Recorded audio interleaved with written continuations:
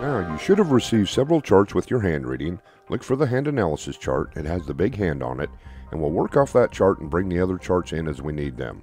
The first thing you need to know is that your left hand is your past. Your right hand is your present and future. It does not matter what your dominant hand is. Most of the work we do is on the right hand. Sometimes we'll reference that left hand. Before we get started, let me give you a little insight about palmistry and how the lines and markings are named. It's about 2,000 or 3,000 years old. Some say it's even a little bit older than that. And they've gone through and they've named all the fingers in certain sections of the hand with names of Greek gods and goddesses, or with astrological names. So that index finger is the Jupiter finger, the middle finger or business finger is the Saturn finger, the ring finger is the Sun finger, some like to call it the Apollo finger or the finger of Apollo, the little or the pinky finger is the Mercury finger. That section there between the head and the heart line is called the Mars area. Another important area is the base of the thumb, that little fat pad. It's the Mount of Venus, the goddess of love. This will reflect your sexual libido. It also shows how well you're hydrated. You want to see a little fat pad there so tight you can hardly pinch or pick up the skin. And you look to be quite dehydrated. You can go online and see how much water you need for your height and weight.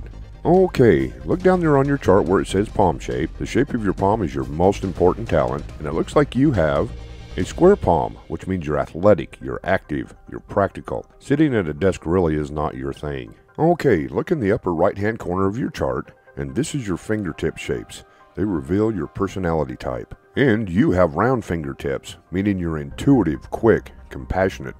You should actually be in the health field. Okay, now the length of your fingers in relationship to the length of your palm and other fingers are your talents, what you're good at. Long fingers mean one thing, short fingers mean another. No one gets shorted. Everyone has their own unique talents. Nothing is good or bad. They all have their good qualities. Let's start with the thumb. You have a short thumb. It means you work well with numbers. They come easy to you. You remember phone numbers, dates, anything that deals with numbers. A lot of accountants and mathematicians have short thumbs. Alright, moving on to the Jupiter finger. That is your index finger. You have a short index finger, meaning you're self-motivated. You work well on your own. You don't need someone guiding your every move or looking over your shoulder. Okay, your business or your Saturn finger. Now this is the finger that is the basis of all measurement for all the other fingers. It should be almost as long as your palm. And you have an average Saturn finger, meaning you're concerned with social issues and how they affect your fellow man, but you understand that business must be conducted in a professional manner that results in a win-win situation. Now the ring finger, or the sun finger, some call it the finger of Apollo, is your creative finger. It represents your right brain. And you have a long sun finger, which means you're very creative, imaginative, inventive. Finally, your pinky finger, or your Mercury finger. This is your scholarly finger. It represents your left brain. And you have a short Mercury finger. It means you're a hands-on person. You're active. You get things done. Okay, let's start with the lines and markings on the palm of your right hand.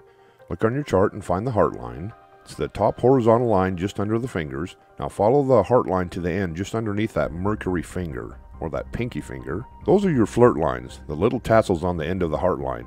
That's a good indicator of how well you interact with others. And you have some really good tassels on the end of that heart line. It means that you do interact well with people. In fact, you're really kind of a social person. It means you put yourself out there to meet new people and to interact with them.